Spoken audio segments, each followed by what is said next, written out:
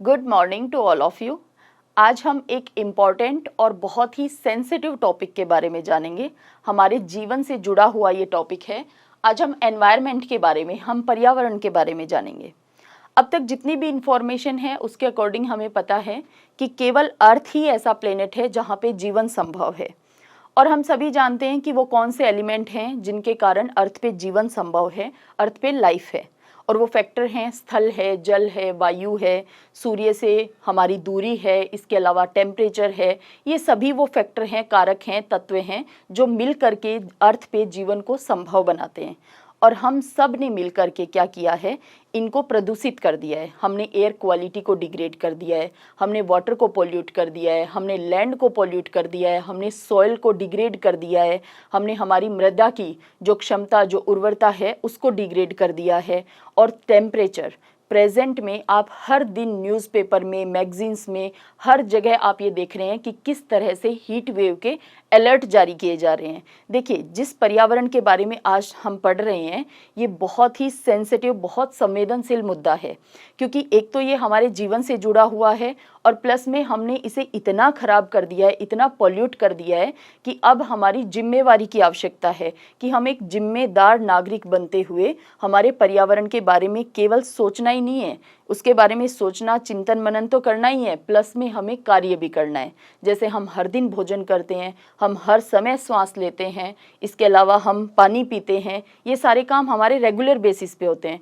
तो ये सारी चीज़ें जहाँ से आ रही हैं, उन प्राकृतिक संसाधनों को बचाना भी हमारी जिम्मेवारी है। देखिए, केवल गवर्नमेंट, केवल कम्युनिटी या फिर केवल संस्थान जो हैं वो मिल करके ये कार्य नहीं कर सकते। ये जो पूरे वर्ल्ड वाइड 800 करोड़ जो लोग हैं वो सभी मिलकर कार्य करेंगे, तब जा करके ये जो हमने अर्थ पे लाइफ को डेंजर में डाला है, इन सबको पॉल्यूट करते हुए, तो उस डेंजर से बाहर निकालने का काम भी मनुष्य को ही करना पड़ेगा। और अर्थ पे लाइफ केवल मनुष्य की डेंजर में नहीं गई है, माइक्रो ऑर्गेनिज्म से लेकर हम कितनी स्पीसीज के बारे में पढ़ते हैं कि ये एंडेंजर्ड है, ये डेंजर्ड है, ये विलुप्ति के बिल्कुल कगार पे है, ये विलुप्त हो चुकी है, इन सब के बारे में हम पढ़ते ही हैं। तो आप समझ सकते हैं कितनी ही प्रजातियां विलुप्त हो चुकी हैं। मनुष्य ने अपना जीवन खतरे में डाल चुका है। मनुष्य कैसे, जिस तरह के हीट वेव के लिए अलर्ट जारी किए जा रहे हैं। देखिए, नॉर्थ इंडिया में हम जानते हैं कि राजस्थान में तो गर्मियों के समय में जो हवा चलती है उसको लोकल लैंग्वेज में लू कहा जाता है। ये लू हमेशा से चलती आ रही थी, लेकिन प्रेजेंट में नॉर्दर्न इंडिया के सभी स्टेट के अलावा जितने भी हिल स्टेशन हैं, इवन साउथ इंडिया, केरल, जहाँ पे लोग छुट्टियाँ इसलिए मनाना जाना प्रेफर करते थे कि गर्मियों में वहाँ का टेम्परेचर हाई नहीं जाता है, वो बहुत सुहावना मौसम रहता है। लेकिन प्रेजेंट में केरल भी बचा हुआ नहीं है। इसका मतलब केवल भारत ही नहीं, ऑल ओवर द वर्ल्ड हालात ऐसे हैं कि 2022 में हमने सोचा कि बहुत रिकॉर्ड टूट रहे हैं गर्मी के, 21 में टूटने स्टार्ट हुए, 22 में रिकॉर्ड तोड़ गर्मी थी, इसके अलावा टेम्परेचर हाई था। इसके अलावा 2023 में 1000 ईयर्स, लगभग 2000 सालों का रिकॉर्ड तोड़ दिया था गर्मी ने। इसके अलावा 2024 में तो जनवरी से, और हम कहें कि नवंबर, दिसंबर, अगर पीछे के कई महीनों के डेटा उठाकर देखें तो हर महीना आज तक का रिकॉर्डेड सबसे ज़्यादा हीट वाला मंथ रहा है। तो आप समझ सकते हैं कितना टेम्परेचर हाई जा चुका है। अगर हम डेटा की बात करें, देखिए ये एक ऐसा टॉपिक है, एनवायरनमेंट, पर्यावरण, जो हमारे जीवन से जुड़ा हुआ है, इसलिए इम्पोर्टेंट है। एग्जाम के पॉइंट ऑफ व्यू से भी बहुत इंपॉर्टेंट है, क्योंकि बहुत संवेदनशील मुद्दा है ये।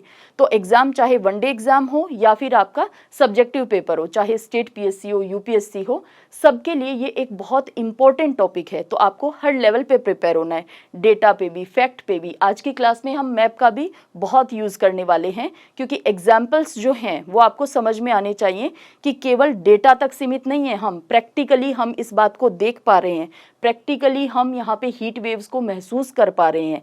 और ये पर्यावरण किस तरह से गरीबी को और बढ़ाने वाला है, बिलो पॉवर्टी लाइन जो लोग रह रहे हैं, किस तरह से वो उनका जीवन जो है, जीवन स्तर वो और भी नीचे जाने वाला है, कितने ज़्यादा स्वास्थ्य पे हानिकारक प्रभाव इसके पड़ रहे हैं, इन सब बातों को आज हम जानेंगे। और बेसिकली जो 5 जून हम पर्यावरण दिवस के रूप में मनाते हैं उसकी थीम क्या थी, होस्ट कंट्री कौन है, इन सब बातों के बारे में हम जानेंगे। तो एग्जाम पॉइंट ऑफ व्यू से बहुत इंपॉर्टेंट टॉपिक है ये, और हमारे जीवन से जुड़ा हुआ टॉपिक है, तो वैसे भी बहुत इंपॉर्टेंट हो गया है। तो हम बात कर रहे थे कि मनुष्य ने इतना नुकसान एनवायरनमेंट को पहुंचाया है।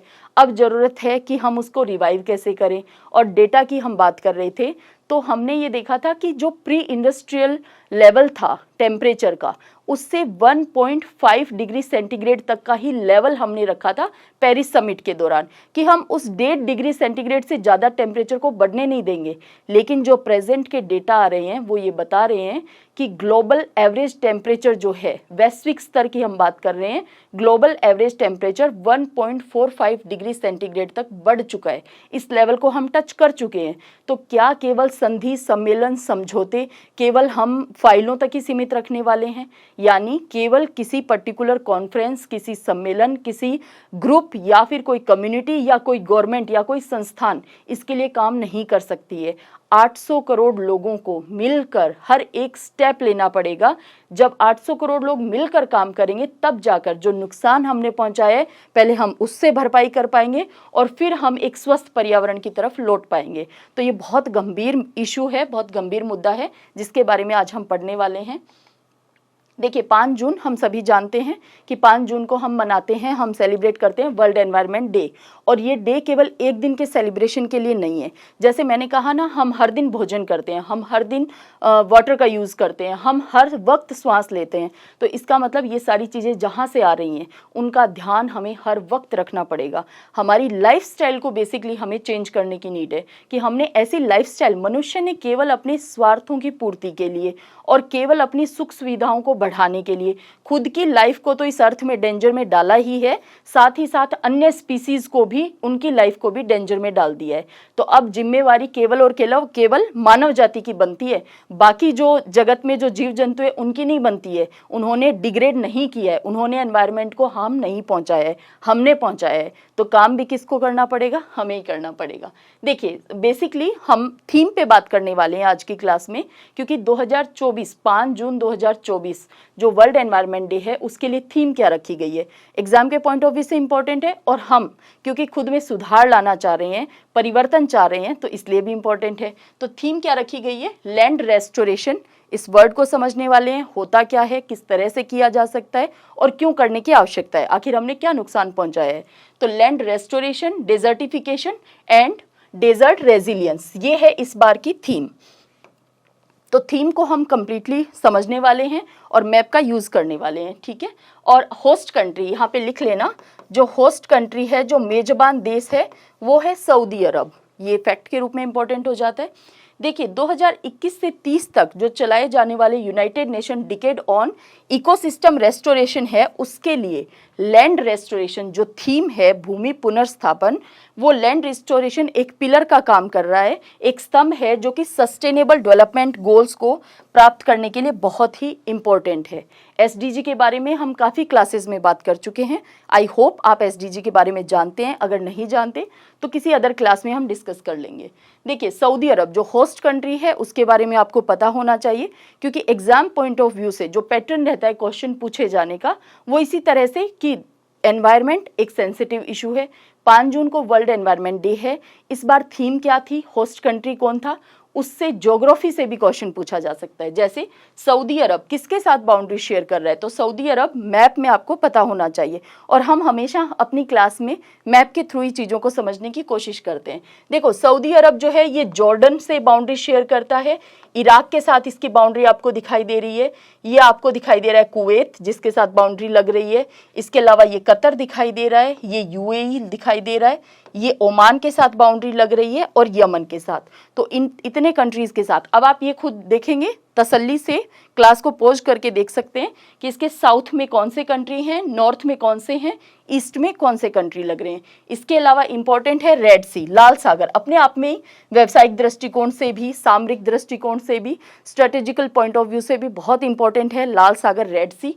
तो रेड सी के साथ भी क्या लग रही है, पश्चिमी सऊदी अरब की जो वेस्टर्न बाउंड्री है, पश्चिम सीमा है, वो लग रही है लाल सागर, रेड सी के साथ। और जो पूर्वी सीमा है ये आपको दिखाई दे रही है पर्शियन गल्फ के साथ, फारस की खाड़ी के साथ लग रही है, ठीक है। तो यहाँ पे तसल्ली से आप मैप को पॉज करके देखेंगे। सऊदी अरब, इसकी राजधानी रियाद है, और सऊदी अरब वैसे भी मक्का मदीना के नाते, हिस्ट्री के नाते हम बहुत ज़्यादा सऊदी अरब को जानते ही हैं इस कंट्री के बारे में। ये आपको यहाँ पे मक्का दिखाई दे रहा है और ये मदीना है ना। राजधानी क्या है, रियाद है। अब हम जानते हैं थीम के बारे में, क्योंकि थीम को डिटेल में पढ़ना आज की हमारी क्लास का टारगेट है। तो भूमि पुनर्स्थापन, लैंड रेस्टोरेशन किसे कहते हैं? Land restoration. तो पहली चीज, हमने लैंड को डिग्रेड किया है, ठीक है, हमने नुकसान पहुंचाया है हमारी भूमि को। तो अब उस नुकसान की भरपाई करना और उसे वापस स्थापित करना, तो यही क्या है? लैंड को रिस्टोर करना, लैंड रेस्टोरेशन, भूमि पुनर्स्थापन। भाई अगर हम खराब नहीं करते तो हमें लैंड रेस्टोरेशन की नीड ही नहीं होती। हमने भूमि को खराब किया है। कैसे खराब किया है? तो जितनी पॉपुलेशन चलते, जितना अर्बनाइजेशन बढ़ रहा है, जिस तरह की एग्रीकल्चर टेक्निक्स यूज में ली जा रही हैं, भाई आबादी बढ़ी है, उस आबादी का दबाव हम जानते हैं भूमि पे तो है ही है, भूमि पे है। इसका मतलब कहीं ना कहीं फूड सिक्योरिटी, खाद्य सुरक्षा को ध्यान में रखते हुए ज़्यादा से ज़्यादा उपज लेने के चलते, इन सब के चलते एग्रीकल्चर टेक्निक्स जो यूज़ में ली जा रही हैं, उनके नाते भी हमारी सॉइल, हमारी मिट्टी की गुणवत्ता खराब होती जा रही है। इस नाते भी हमारी लैंड क्या कर रही है? डिग्रेड कर रही है। ओवरग्रेजिंग होती है, बहुत अत्यधिक चराई, जिसके नाते भी होती है। तो बहुत से ऐसे फैक्टर हैं जिसके नाते हमारी लैंड जो है वो डिग्रेड हो रही है। अब उसको क्या नीड है कि वापस से रेस्टोर किया जाए। भूमि पुनर्स्थापन मानव, वन्य जीवन और वनस्पति समुदायों के लिए प्राकृतिक और सुरक्षित परिदृश्य को बहाल करने की पारिस्थितिकी प्रक्रिया है। Land restoration is the ecological process to restore a natural and safe landscape for humans, wild life and plant communities. केवल ह्यूमन के लिए नहीं, प्लांट कम्युनिटीज के लिए भी, क्योंकि देखिए हमारे माइक्रो ऑर्गेनिज्म जो हमारी मिट्टी में रहते हैं, वही तो मृदा की उर्वरक क्षमता को बढ़ाते हैं, वही मृदा के स्वास्थ्य के लिए जरूरी होते हैं। अगर उन पे किसी तरह का कोई खतरा आता है तो हमारी मिट्टी वैसे भी स्वस्थ नहीं रहने वाली है। यह प्रक्रिया हमारे पारिस्थितिकी तंत्र की रक्षा करने के अंदर, आर्थिक विकास करने में, बाढ़ जैसी प्राकृतिक आपदाओं को रोकने तथा मृदा उत्पादकता और खाद्य आपूर्ति को बढ़ाने का मार्ग प्रशस्त करती है। देखिए यहाँ पे लैंड रेस्टोरेशन, जैसे हमने कहा लैंड डिग्रेड हुई है, तो लैंड डिग्रेड होने से केवल लैंड पे इम्पैक्ट नहीं आ रहा है, उसका बहुत वास्ट इम्पैक्ट आ रहा है। उसके चलते हमारा पर्यावरण जो है वो दूषित हो रहा है। हमने मिट्टी को खराब किया, मिट्टी के खराब होने के नाते एक तो हमारी खाद्य सुरक्षा जो है उस पर क्वेश्चन मार्क लगना स्टार्ट हुआ। इसके अलावा हमारा जो इकोलॉजिकल बैलेंस है, हमारे जो इकोसिस्टम का बैलेंस है वो बिगड़ता चला गया। हमारी बायोडाइवर्सिटी, जैव विविधता जो बहुत जरूरी है हमारे प्लेनेट के लिए, उस जैव विविधता का जो बैलेंस है, जो संतुलन है वो खराब हुआ। जैव विविधता का संतुलन खराब हुआ, पर्यावरण का संतुलन खराब हुआ। तो आप समझ पा रहे हैं कि केवल एक फैक्टर को पकड़ करके आप बकायदा पूरा जो रेखा चित्र है वो ड्रॉ कर सकते हैं, एक ग्राफ की तरह से शो कर सकते हैं, है ना। यदि हमें पर्यावरण की रक्षा करनी है, सूखे के प्रति लचीलापन विकसित करना है तथा बढ़ती वैश्विक जनसंख्या को भोजन उपलब्ध करवाना है, तो इसके लिए हमारे लिए देखिए मनुष्य के जीवन में हम काफ़ी बार पढ़ चुके हैं इस बात को, आधारभूत आवश्यकताएं क्या हैं, तो उनमें बेसिक नीड्स में सबसे पहले आता है भोजन। अब आपको इस बात पे आश्चर्य नहीं हो रहा कि एक तरफ हम डेवलपमेंट की बात करते हैं, सस्टेनेबल डेवलपमेंट की बात करते हैं, जो विकसित देश हैं वो अलग अलग इश्यूज़ को लेकर आते हैं, ह्यूमन राइट्स की बात होती है, अलग अलग टॉपिक पे बात होती है, इंटरनेशनल और नेशनल दोनों ही लेवल पे। आप ये सोचिए कि हम अभी तक फूड सिक्योरिटी को इंश्योर नहीं कर पाए हैं। हम प्रत्येक व्यक्ति तक, यानी हम ये नहीं कह सकते कि 800 करोड़ लोगों तक भोजन की जो आवश्यकता है वो पूरी हो चुकी है। और आप सोचिए जिस तरह का ग्राफ अभी चल रहा है, जिस तरह के डेटा सामने आ रहे हैं, उनके चलते 2040 तक ही 12% फूड का जो प्रोडक्शन है वो रिड्यूस होने वाला है। ये तो डेटा है, हकीकत तो बाद में सामने आएगी। तो 2040 तक ही फूड जो है उसके अंदर 12% तक डिग्रेड होने वाला है, और उत्पादन की हम बात कर रहे हैं, और 30% तक उसका प्राइस बढ़ने वाला है। अब आप सोचिए कि फूड सिक्योरिटी को हम इंश्योर अभी तक भी नहीं कर पाए, और आगामी भविष्य में तो और भी ज़्यादा क्वेश्चन मार्क लग रहा है। तो इस नाते बहुत ज़रूरी है कि हम लैंड को रेस्टोर करें, इस पर वर्क करें। यूएनईपी की जो डेटा है उसके अकॉर्डिंग अगर बात करें तो दुनिया की, क्योंकि देखिए आपको जब आप मेंस के आंसर राइटिंग करते हैं तो आपको फैक्ट्स लिखने होते हैं, यानी किसके अकॉर्डिंग आप बात कर रहे हैं, किसके अकॉर्डिंग आप ये डेटा दे रहे हैं। तो यूएनईपी के अकॉर्डिंग दुनिया की आधी जीडीपी हमारी नेचर पे डिपेंड करती है। भाई हमें सब कुछ कहाँ से मिल रहा है? नेचर से, हमारी प्रकृति से। तो प्रकृति, आधी जीडीपी की बात हम कर रहे हैं, ग्रॉस डोमेस्टिक प्रोडक्ट की हम बात कर रहे हैं, सकल घरेलू उत्पाद की हम बात कर रहे हैं। इकोनॉमिक्स में हम ऑलरेडी डिस्कस कर चुके हैं जीडीपी किसे कहते हैं, जीएनपी किसे कहते हैं। तो जीडीपी जो है वो हमारी नेचर पे डिपेंड करती है। भूमि पुनर्स्थापन यूएनसीसीडी के मिशन का मूल, ये क्या है? United Nation Convention to Combat Desertification. इसके मिशन का मूल है क्योंकि मिट्टी, जल और जैव विविधता बायोडाइवर्सिटी जैसे भूमि संसाधनों की रक्षा और पुनरुद्धार करने वाले कार्य 2030 तक भूमि क्षरण तटस्थता प्राप्त करने के लिए बहुत ही इम्पोर्टेंट है। ये किसके लिए है? Land degradation neutrality. पहले हम भूमि को नुकसान पहुंचाने पे उदासीन तो हों, यानी हम लैंड को डिग्रेड करना बंद तो करें, उसके बाद हम रेस्टोरेशन की तरफ बढ़ेंगे ना। तो इसके लिए हमें क्या करना है? सूखे के प्रति लचीलापन बनाने के लिए ये सब क्या है? भूमि पुनर्स्थापन क्या है? एक सक्रिय तरीका है, एक प्रोसेस है, एक टेक्निक है बेसिकली। भूमि पुनर्स्थापन तकनीकें अतीत में हुए क्षरण को, जो नुकसान हमने पहुंचाया उसको पलट देंगी, जिससे शून्य शुद्ध हानि हमें प्राप्त हो पाएगी, जीरो नेट लॉसेस को हम गेन कर पाएंगे, अचीव कर पाएंगे। इसके लिए हमें काम क्या करना पड़ेगा कि पहले हमारी लैंड का डिग्रेडेशन खत्म हो और फिर हम लैंड रेस्टोरेशन की तरफ बढ़ पाएं। इसके लिए हमें ज़्यादा से ज़्यादा पेड़ लगाने पड़ेंगे, हमें प्लांटेशन करना पड़ेगा, फसलों का जो चक्रीकरण है उसको अडॉप्ट करना पड़ेगा, प्राचीन तकनीकें जो हुआ करती थी एग्रीकल्चर की उनको अडॉप्ट करना पड़ेगा, जल प्रतिधारण तकनीक का उपयोग करना होगा, वाटर का यूटिलाइजेशन जो है, उपयोग जो है वो मैक्सिमम यूटिलाइज करना होगा और वेस्टेज ऑफ वाटर को रोकना होगा, जैविक खाद का ज़्यादा से ज़्यादा यूज़ करना होगा, यानी जो फर्टिलाइज़र हम प्रेजेंट में यूज़ कर रहे हैं उससे भी हमारी भूमि की उर्वरता भी रिड्यूस होती है, हमारी सॉइल की हेल्थ जो है वो भी डिग्रेड होती है। 115 देशों के द्वारा भूमि बहाली यानी लैंड रेस्टोरेशन की प्रतिबद्धता को दर्शाया गया है, जिसमें 150 मिलियन हेक्टेयर क्षरित और वन विहीन भूभाग को बहाल करना है। हमें 150 मिलियन हेक्टेयर को फिर से रिवाइव करना है। ये शामिल है कुल 1 बिलियन हेक्टेयर को हमें रिवाइव करना है। Land restoration commitments by 115 country 115 countries के द्वारा including restoring 150 million hectares of degraded and deforested landscape, total 1 billion hectare। ये फैक्ट सब्जेक्टिव पेपर के लिए इंपॉर्टेंट होते हैं। कृषि भूमि का पुनर्बहाली यानी लगभग एग्रीकल्चर लैंड को भी हमें रिस्टोर करना है, और कितनी? लगभग 250 मिलियन हेक्टेयर। ये टोटल लैंड की बात हो रही है और ये हम बात कर रहे हैं जो एग्रीकल्चर लैंड है उसकी बात कर रहे हैं। रोजगार, अब देखिए जब भूमि पुनर्स्थापन होगा तो इससे एक तो रोजगार बढ़ेगा, फूड सिक्योरिटी को हम एश्योर कर पाएंगे, हमारी बायोडाइवर्सिटी मेंटेन रहेगी, कुल मिलाकर हमारा पर्यावरण मेंटेन रहेगा। और जब पर्यावरण मेंटेन रहता है तो हम जानते हैं कि सभी को रोजगार है, अच्छी एग्रीकल्चर हो रही है, रोजगार एम्प्लॉयमेंट भी सबके पास है, तो इससे जीवन स्तर सुधरता है। इनइक्वलिटी, चाहे जेंडर इनइक्वलिटी हो या फिर हम बात करें इनइक्वलिटी की हमारी सोसाइटी में, वो भी कम होती है, लोगों का जीवन स्तर सुधरता है, उनकी जो आधारभूत आवश्यकताएं वो पूरी होती हैं। तो रोजगार उपलब्ध करवाने में बढ़ती वैश्विक जनसंख्या की खाद्य आपूर्ति, खाद्य सुरक्षा को सुनिश्चित करने के लिए उत्पादक कृषि भूमि जो है वो बहुत इंपॉर्टेंट रोल प्ले करती है। तो उत्पादक कृषि भूमि को वापस से प्राप्त करने के लिए हमें बहुत से काम करने पड़ेंगे। ऊपरी मृदा क्षति को रोकना यानी टॉप सॉइल जो है, आपको पता भी होना चाहिए टॉप सॉइल कहते किसे, इसे जरूर पढ़ना टॉप सॉइल को। ऊपरी मृदा क्षति को रोकना कृषि भूमि बहाली का एक महत्वपूर्ण हिस्सा है। अब आप ये जानते ही हैं कि टॉप सॉइल कहते किसको, नहीं जानते तो पढ़िए।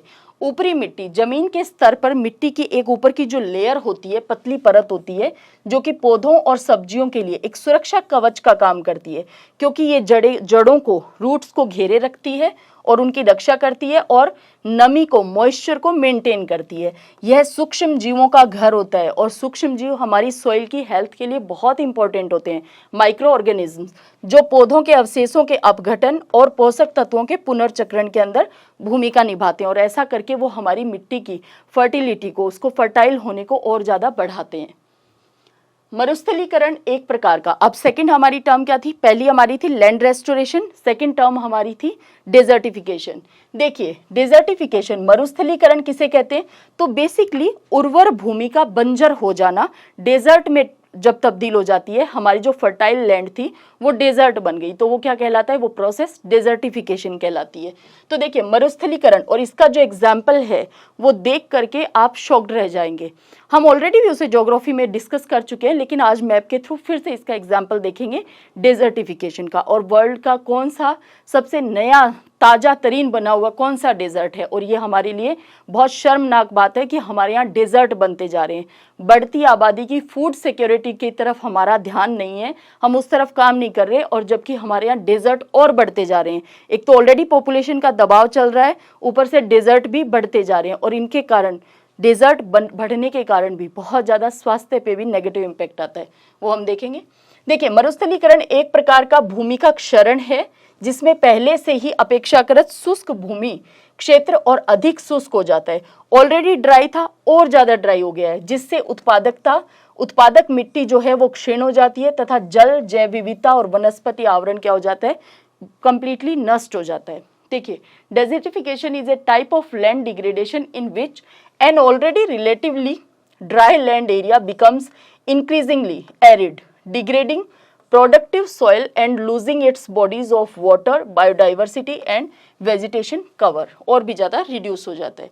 ये जलवायु परिवर्तन, वनों की कटाई, अत्यधिक चराई और असेवनीय कृषि पद्धति सहित कई कारकों के संयोजन के कारण होता है। ऐसा क्यों होता है ये भी हमें पता होना चाहिए। जो सहारा, कालाहारी, इन डेजर्ट के बारे में, गोबी, इन सब डेजर्ट के बारे में तो हम पढ़ते ही हैं। ये जो हम बात कर रहे हैं डेजर्टिफिकेशन की, ये इससे कहीं और आगे है। UNCCD इसका कहना है, वही United Nation convention on combat desertification का कहना है कि हर साल 100 मिलियन, अब ये डेटा बहुत इंपॉर्टेंट है, हर साल एवरी ईयर की हम बात कर रहे हैं, 100 मिलियन हेक्टेयर उत्पादक भूमि का क्षरण होता जा रहा है। इसलिए हमें लैंड रेस्टोरेशन, पहले लैंड को डिग्रेड होना, डेजर्ट बन रहे हैं, इसका क्या मतलब है, लैंड डिग्रेड हो रही है, तो इस तरह से हमें लैंड को डिग्रेड होने से बचाना है। सूखे की समस्या बहुत आम होती जा रही है और अनुमान है कि 2050 तक 3/4 लोगों को जल संकट का सामना करना पड़ सकता है। आप सोचिए डेटा कितने खतरनाक हैं। और जैसा कि हमने क्लास के स्टार्टिंग में ही बात की थी हीट वेव्स की, तो किस तरह से रिकॉर्ड जो हैं वो ब्रेक होते जा रहे हैं, और हीट वेव्स जो हमारे पॉपुलेशन के हेल्थ के ऊपर तो इम्पैक्ट डाल ही रही है हम सभी के।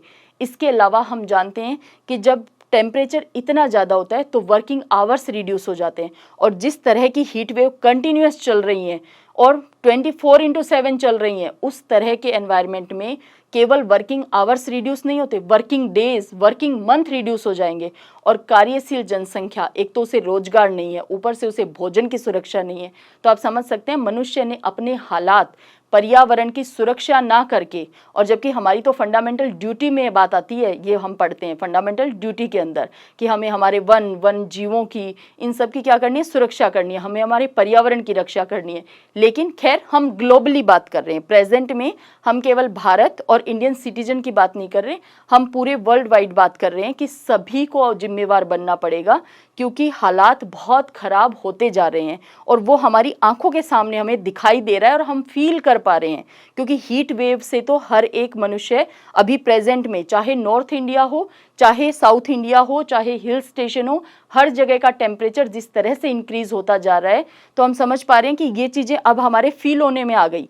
अगर हम बात करें आज से 1 या 2 डिकेड पहले की, तो जब बात होती थी क्लाइमेट चेंज के ऊपर, जब बात होती थी ग्लोबल वार्मिंग के ऊपर, तो लगता था केवल किताबों में, केवल जर्नल्स में, केवल मैगजीन्स के अंदर ये बातें चल रही हैं, रियल लाइफ में उतना फील नहीं आ रहा था। लेकिन प्रेजेंट में जिस तरह का डिग्रेडेशन चल रहा है हमारे एनवायरनमेंट का, जिस तरह का टेम्परेचर बढ़ता जा रहा है, जिस तरह से ह्यूमन ने अपनी लाइफ को डेंजर में डाला है, वो हमें स्पष्ट दिखाई दे रहा है। तो अगर अभी भी काम नहीं किया गया तो ये बहुत खतरनाक होता ही चला जाएगा, फिर हम बैक नहीं आ पाएंगे। तो ये सारे संकटों का सामना करना पड़ रहा है, अभी प्रेजेंट में ही पड़ रहा है। वर्तमान में लगभग 2 बिलियन लोग जो हैं वो शुष्क भूमि के ऊपर रहते हैं, जो मरुस्थलीकरण के प्रति सबसे अधिक संवेदनशील है। सबसे अधिक प्रभावित क्षेत्र जो है वो अफ्रीका तथा पूर्वी और मध्य एशिया है। ये बात आप ध्यान रखना।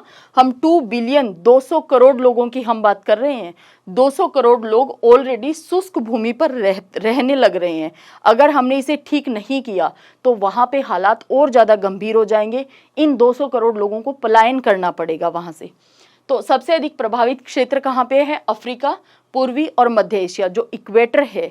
इसके अलावा जो ट्रॉपिक ऑफ कैप्रिकॉर्न है, ट्रॉपिक ऑफ कैंसर है, ये वाला जो एरिया है वो और भी ज़्यादा क्रिटिकल होता जा रहा है। मरुस्थलीकरण के प्रभाव क्या आते हैं तो हम सभी जानते हैं। अगर मरुस्थल डेजर्ट बढ़ेंगे तो यहाँ पे जो रहने वाले लोग हैं उनको पलायन करना पड़ेगा। डेजर्ट बढ़ने से ये जो क्लाउड बनते हैं मिट्टी के, जिसके कारण बहुत ज़्यादा वायु की जो गुणवत्ता है वो खराब हो जाती है, एयर की क्वालिटी डिग्रेड हो जाती है। उसका इम्पैक्ट सीधे सीधे एयर क्वालिटी डिग्रेड हुई, मनुष्य के स्वास्थ्य पे प्रभाव आ रहा है। डेजर्ट बढ़ते जा रहे हैं, इसका मतलब कृषि योग्य भूमि जो है वो खत्म होती जा रही है, तो हमारी फूड सिक्योरिटी पे। इसके अलावा अगर वो एग्रीकल्चर लैंड जो खत्म होती जा रही है वो डेजर्ट बन चुकी है, इसका मतलब वहाँ पे रहने वाले जो जीव जंतु थे, जो सूक्ष्म जीव थे, यानी बायोडाइवर्सिटी पे क्वेश्चन मार्क लग चुका है और कुल मिला के पूरे एनवायरनमेंट को हमने नुकसान पहुंचा दिया है। तो मरुस्थलीकरण के प्रभाव तो आप खुद से एनालिसिस कर सकते हैं। तो यूएनसीसीडी के अनुसार लगभग 500 मिलियन लोग रेगिस्तानी क्षेत्रों में रहते हैं। 50 करोड़ लोग तो बिल्कुल कहते हैं ना डेजर्ट, उसके अंदर रहते हैं। गरीबी में वृद्धि, अगर हम बात करें मरुस्थलीकरण का प्रभाव क्या होगा तो पुअर्टी बढ़ेगी, मरुस्थलीकरण जैसे ही बढ़ेगा।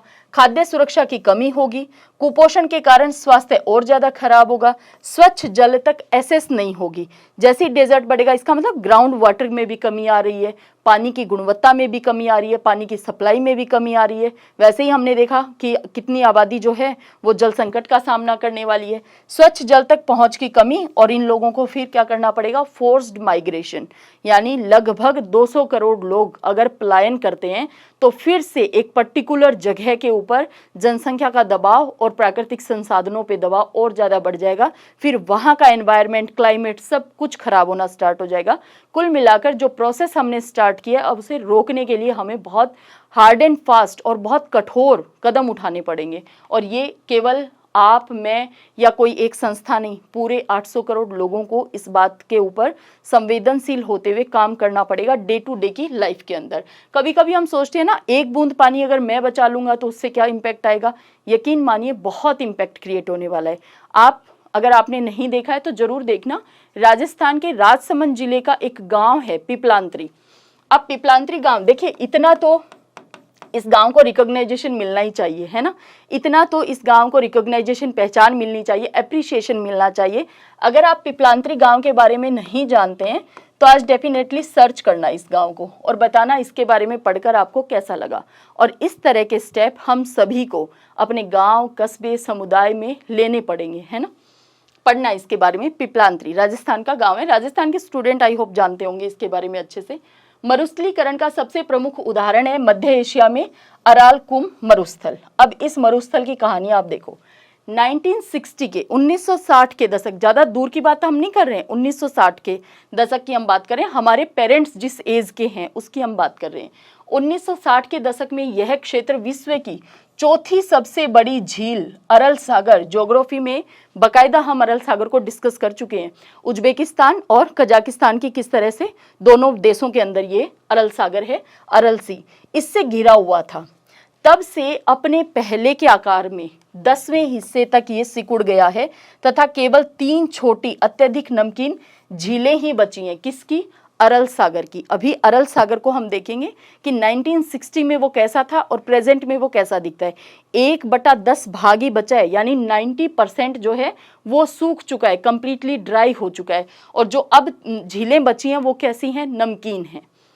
अराकुलम, अरालकुम कह लीजिए या अरालकुम, ये अरालकुम जो है ये डेजर्ट दुनिया का बिल्कुल ताज़ा तरीन बना हुआ बिल्कुल नवीनतम डेजर्ट है। ये द वर्ल्ड्स न्यूएस्ट डेजर्ट है ये, तो आपको वैसे भी ध्यान होना चाहिए।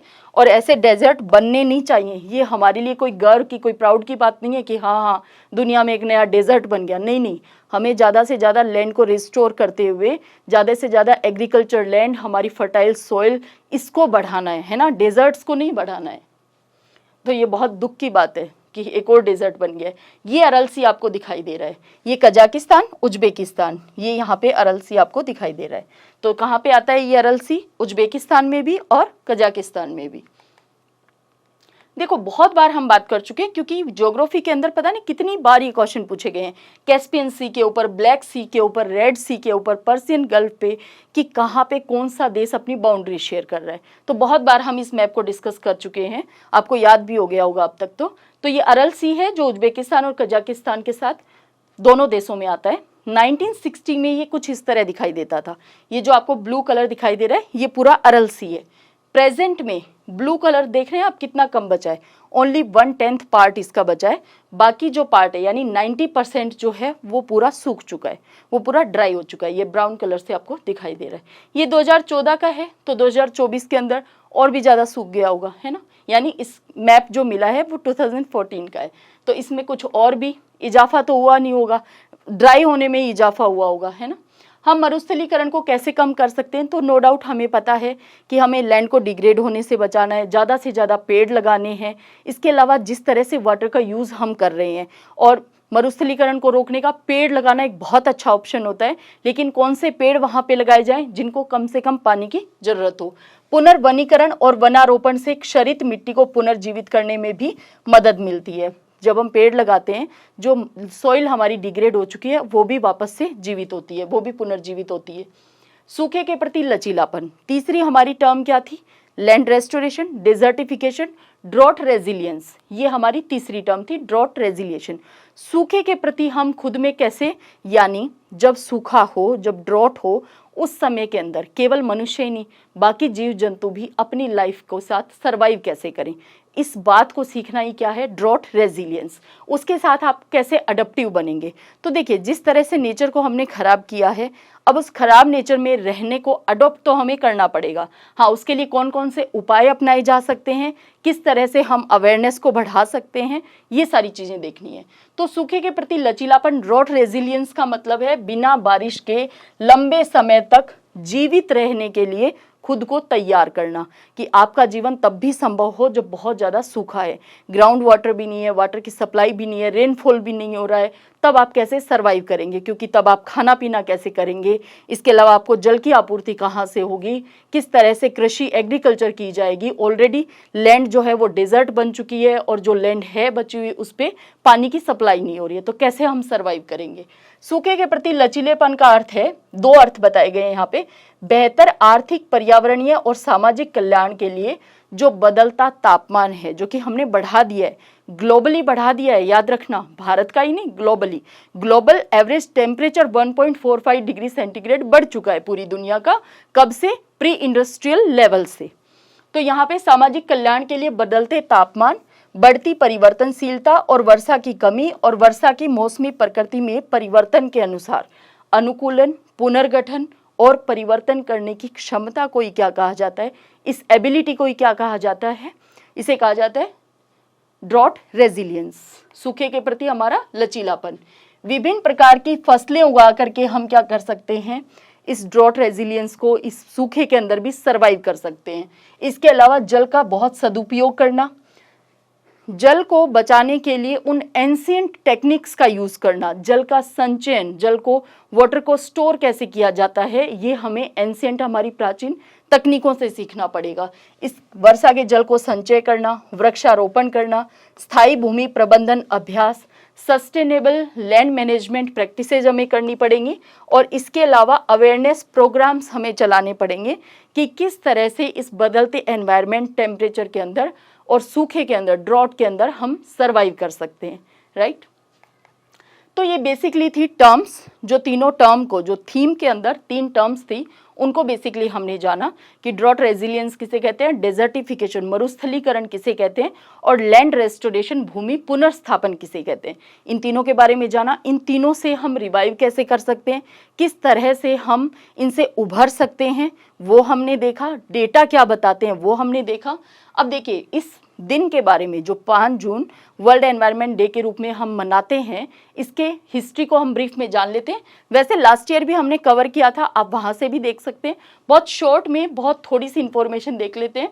1972 के अंदर स्टॉकहोम में मानव पर्यावरण पर संयुक्त राष्ट्र सम्मेलन हुआ था 5 से 16 जून, और यहीं से प्रेरित होकर के 5 जून के दिन हमने एनवायरनमेंट डे मनाने का सोचा था, वर्ल्ड एनवायरनमेंट डे। देखिए, on June 5, 1973 the world first celebrated world environment day. 5 जून 1973 को दुनिया ने पहली बार विश्व पर्यावरण दिवस मनाया था।